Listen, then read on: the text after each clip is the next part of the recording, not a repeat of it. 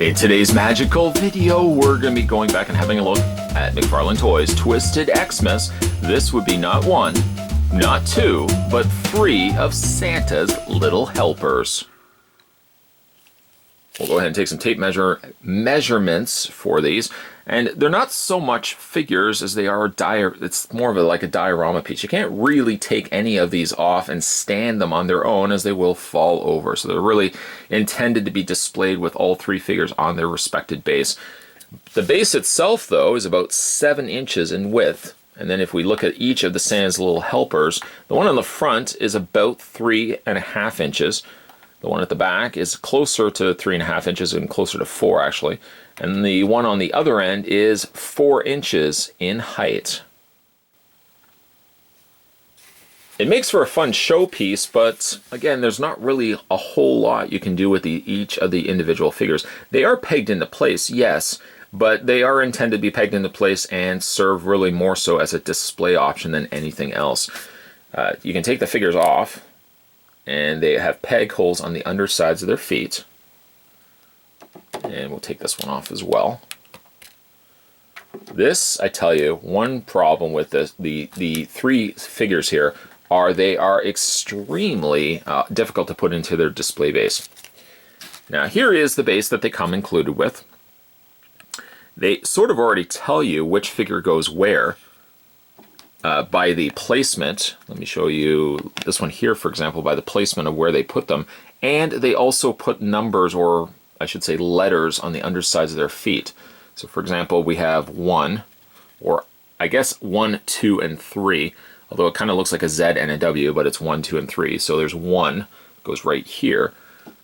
And then we grab the next one. This one here is 2, as you can see on the underside of the foot. 2 goes here. And lastly, 3 goes here. Now I did mention that the figures do have a tough time standing. The one that actually stands the most difficult is the one in the front. Theoretically, you could technically have the other two figures standing on their own, and they do stand. It's really only the one in the front that does have more of a difficult time standing. They come with a ton of accessories, but again, let's kind of quickly look back at the base here.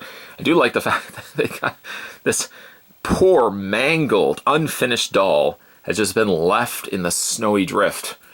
Looks like one arm is missing, one leg is missing, one eye is also missing. That is one creepy looking doll if some poor child was going to get that delivered to them. A couple of gifts that have also been left across the snowy wasteland.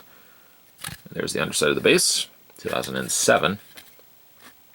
So we'll go back to that in a second when we are actually going to peg them back into place. But like I said, the elves themselves, the little helpers, are neat looking, but they do have some real difficult time standing, specifically this one more than the others.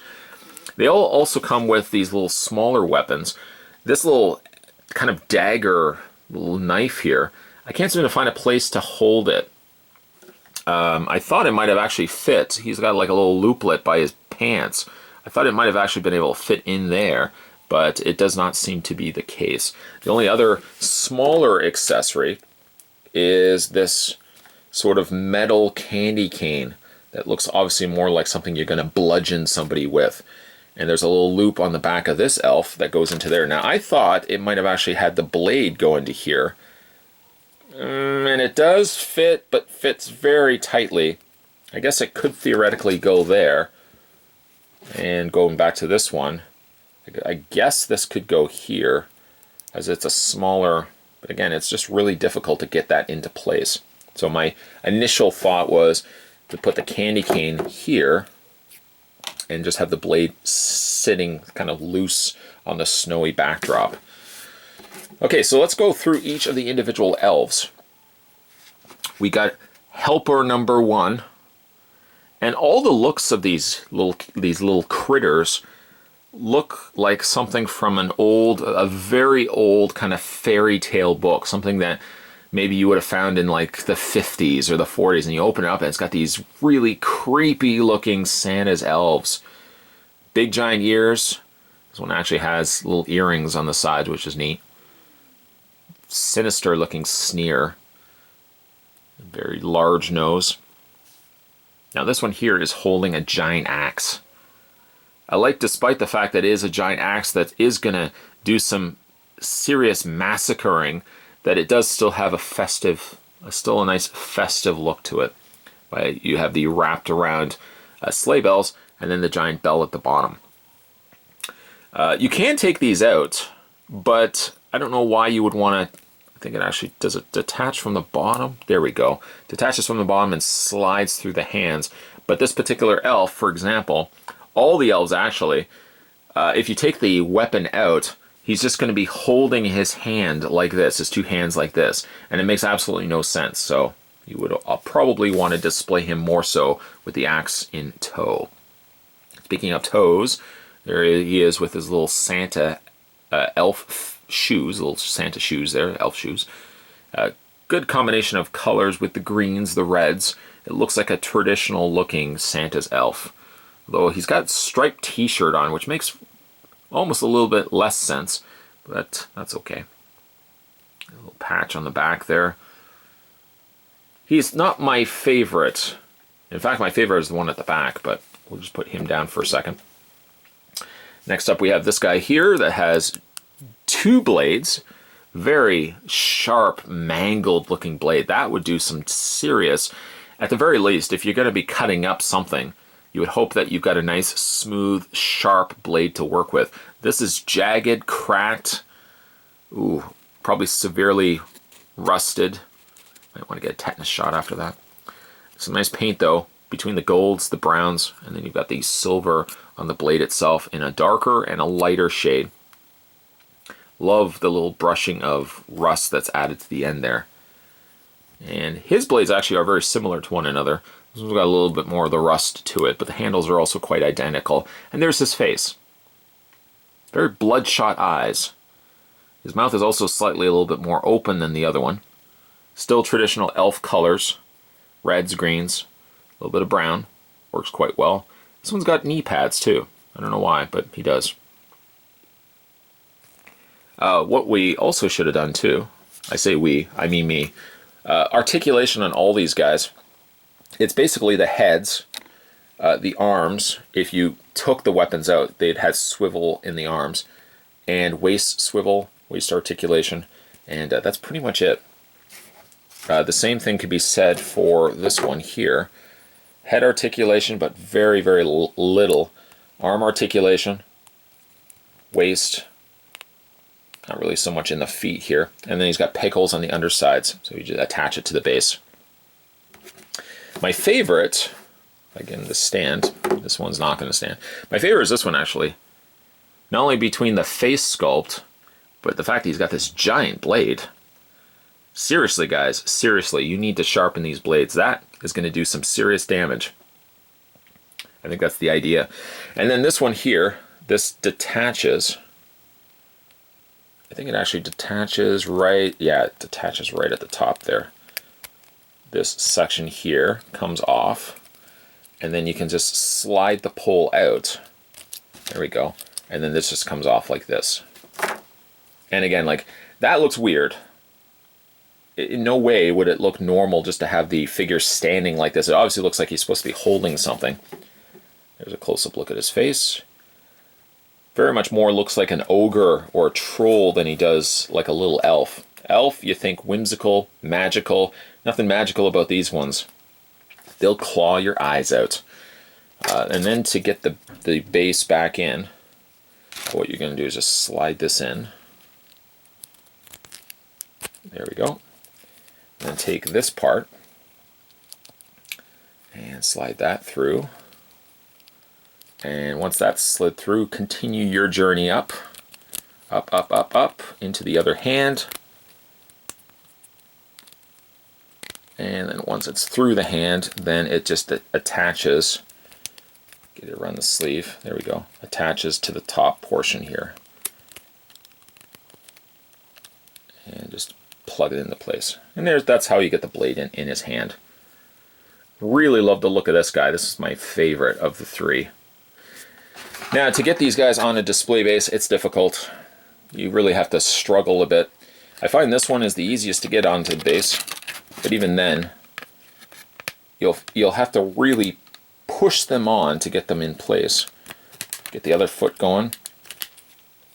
And while you're doing it, you may find as you're putting another one on, you knock one off in the process.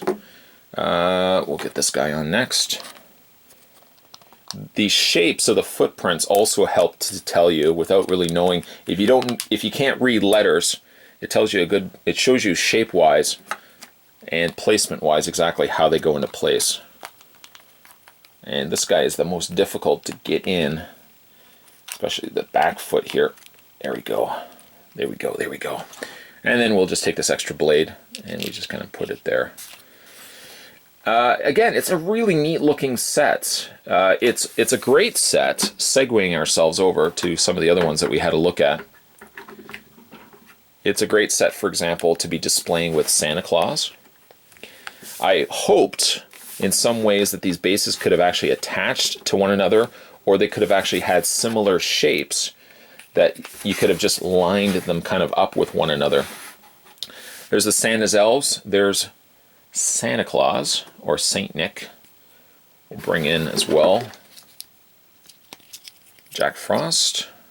I don't even think I did this for the initial review. There's Jack Frost, and there's Mrs. Claus right there.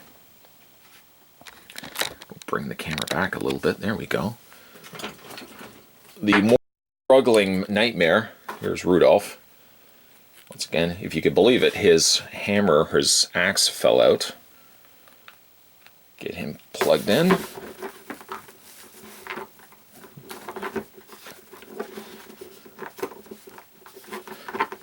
It is just this one foot that is always a nightmare. And then lastly, we'll bring in Frosty, or the Snowman. I think he's just called Snowman. And just fix up Rudolph here. That hammer, that axe. There we go. All right. Everything's back to normal. Okay, so there's the entire lineup of the McFarlane Toys Twisted Xmas. Now, generally, my three favorite is Santa Claus, Mrs. Claus, and the Snowman.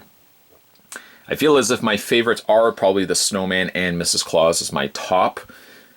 Probably close, maybe it's Rudolph, but he's just so much to have to deal with. He's more nightmare than he is enjoyable experience.